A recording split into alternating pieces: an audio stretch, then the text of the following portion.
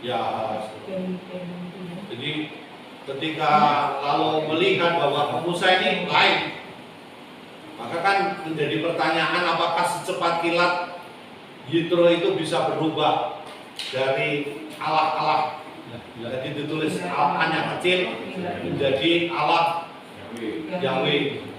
Itu kan butuh suatu proses. Tapi akhirnya mengaku Yahweh. Yaitu yang kelihatan bahwa mereka mengakui karya agung yang dibuat oleh Allah seperti diceritakan oleh Musa, sehingga menyampaikan kurban bakaran dan sembelihan tadi. Meskipun tetap ada pertanyaan apakah itu sudah sampai seperti imannya orang Israel.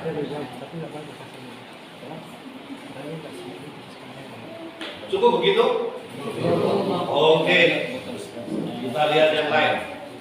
Yang bagian terakhir ayat 18 dari bab 18 ayat 13.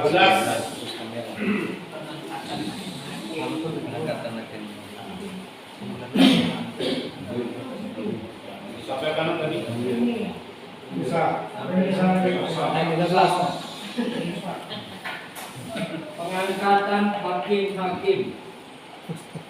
Keesokan harinya, duduklah Musa mengadili di antara bangsa itu, dan bangsa itu berdiri di depan Musa dari pagi sampai petang.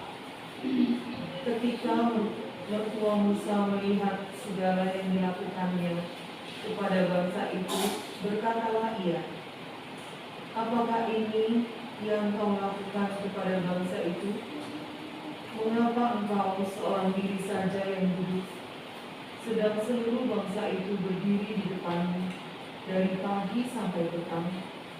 Kata Musa kepada mertuanya itu, sebab bangsa ini datang kepadaku untuk menanyakan petunjuk Allah.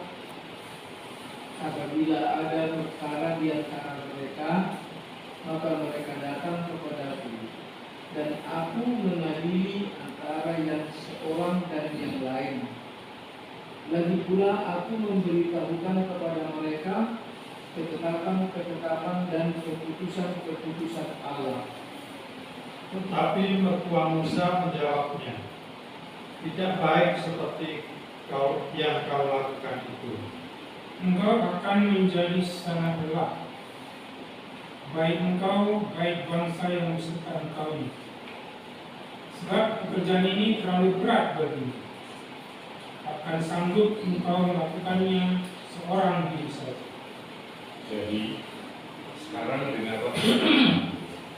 Aku akan memberi nasihat kepadamu, dan Allah akan menyertai engkau, agar engkau wakililah bangsa itu di hadapan Allah dan menghadapkan perkara-perkara mereka kepada Allah. Kemudian haruslah engkau mengajarkan kepada mereka ketetapan-ketetapan dan keputusan-keputusan, dan memberitahukan kepada mereka jalan yang harus dijalani dan pekerjaan yang harus dilakukan. Di samping itu, kau carilah dari seluruh bangsa itu orang-orang yang cakap dan patuh akan Allah, orang-orang yang dapat dipercaya dan membenci kepada pengajaran Allah. Tempatkanlah mereka di antara bangsa itu menjadi pemimpin 1.000 orang, pemimpin 100 orang, pemimpin 50 orang, dan pemimpin 10 orang. Dan sewaktu-waktu mereka harus mengadili di antara bangsa, maka segala perkara yang besar haruslah dihadapkan mereka kepadamu. Tetapi segala perkara yang kecil diadili mereka sendiri.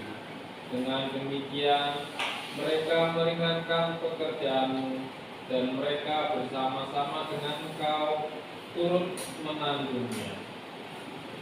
Jika engkau berbuat demikian dan Allah memerintahkan hal itu kepadamu, maka engkau akan sanggup menahannya, dan seluruh bangsa ini akan pulang dengan puas senang ke tempatnya. Musa mendengarkan perkataan mertuanya itu, dan dilakukannya lah dalam segala yang dikatakannya. Dari seluruh orang Israel, Musa memilih orang-orang cakap dan mengangkat mereka menjadi kepala atas bangsa itu, menjadi pemimpin 1.000 orang, pemimpin 100 orang, pemimpin 50 orang, dan pemimpin 10 orang. Mereka ini mengadili di antara bangsa itu sewaktu-waktu. Perkara-perkara yang sukar dihadapkan mereka kepada Musa, tetapi perkara-perkara yang kecil diadili mereka sendiri. Kemudian Musa membiarkan mertuanya itu pergi dan ia pulang ke negerinya. Ya, Bapak Ibu, saya kira itu gampang kita tangkap ya.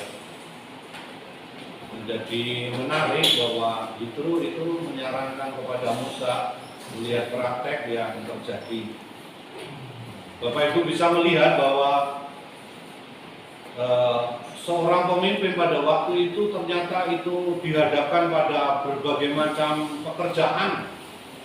Kalau sekarang itu kan ada eksekutif, ada yudikatif, ada legislatif, jadi dibagi-bagi begitu. Pada zaman dulu ya menjadi seakan-akan itu menumpuk pada satu orang, dan itulah yang terjadi berapa kali. Biasanya orang yang mampu itu terus ditambahi pekerjaan-pekerjaan. Sama itu kalau di kongregasi juga begitu.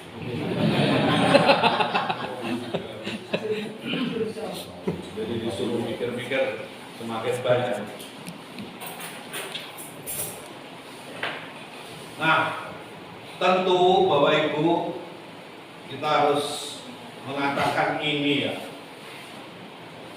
Di cerita ini mengandaikan situasi sudah berkembang sesudah peristiwa padang gurun, saat populasi Israel sudah besar dan mulai menetap. Jadi bukan berpindah-pindah lagi, tapi sudah ada unsur menetapnya. Ada perbedaan di situ perkara besar dan perkara kecil, memperlihatkan adanya desentralisasi prinsip subsidiaritas dalam kuasa pengadilan. Dan ini yang saya kira menjadi penting. Memang ada berbagai macam pendapat mengenai kapan desentralisasi ini diberlakukan. Ada yang mengatakan itu terjadi pada zaman Raja Yosafat. Itu kira-kira tahun 871 sampai dengan 848 sebelum Masehi. Itu bisa dilihat di Tawarikh 19 ayat 5 sampai 11. Tetapi yang jelas ini adalah suatu cara menanggapi tanda-tanda zaman di kemudian hari yang dikenakan kembali pada peristiwa padang gurun. Jadi menarik bahwa ada dinamika itu. Yang penting itu dinamikanya ini. Ketika ada pergerakan begini lalu ditanggapi dengan dinamikanya. Kalau saya lihat di marketing, ilmu marketing itu ya ada, kalau dulu itu misalnya ilmu marketingnya itu model 10. Sekarang sudah berapa? Sekarang sudah 5. Jadi kalau dulu itu kalau orang bawa barang itu terus dikelilingkan, terus ditarik pakai gerobak keliling itu dengan membawa banyak barang, itu masih marketingnya 1. Tapi di kemudian hari lalu berkembang dengan berbagai macam intensi. Saya kira disitulah yang namanya sebenarnya dinamika itu. Tulisan ini memberi kesempatan pada tradisi untuk memperlihatkan motif takut akan Allah. Ayatnya misalnya itu bisa dilihat di situ. Perhatikanlah, sentral akan motif inilah yang menjamin kesejahteraan bersama, terutama dari bahaya suap. Coba lihat. Ulangan. Ulangan 16-19. Suap itu berarti Bapak Ibu bukan hanya zaman sekarang loh ya. Zaman dulu sudah ada.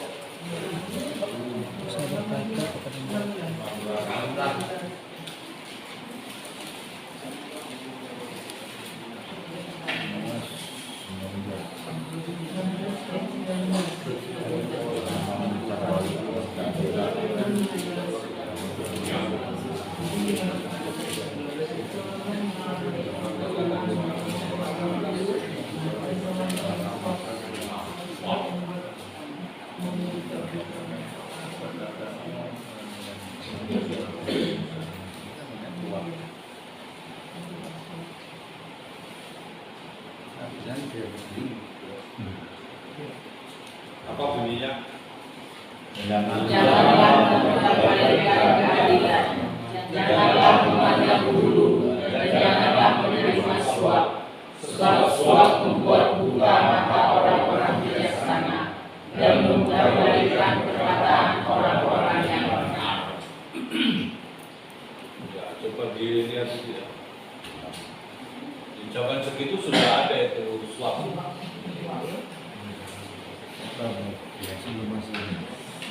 Sebelum Masehi sudah ada suap. Kadang-kadang ya di dalam praktek hidup itu ada suap, ada kolusi, ada soal rekanan itu, kedekatan macam-macam itu bisa terjadi. Dan itu bisa mengubah arah,